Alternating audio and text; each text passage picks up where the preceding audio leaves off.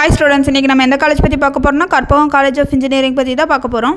இந்த காலேஜ் எங்கே லொக்கேட் ஆயிருக்குன்னு பார்த்தீங்கன்னா ஈச்சனேரி கோயம்புத்தூரில் லொக்கேட் ஆயிருக்கு. இந்த காலேஜ் பார்த்தீங்கன்னா எப்போ எஸ்டாப்ளிஷ்ட் ஆயிருக்குன்னு பார்த்தீங்கன்னா 1956 எஸ்டாப்ளிஷ்ட் ஆயிருக்கு.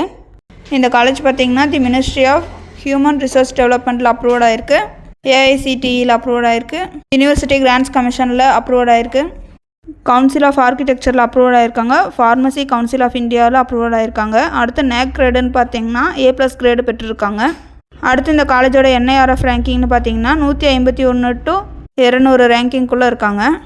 அடுத்து இந்த காலேஜில் பார்த்தீங்கன்னா NBA அக்ரிடேஷன் கோர்ஸ்லாம் ப்ரொவைட் பண்ணுறாங்க.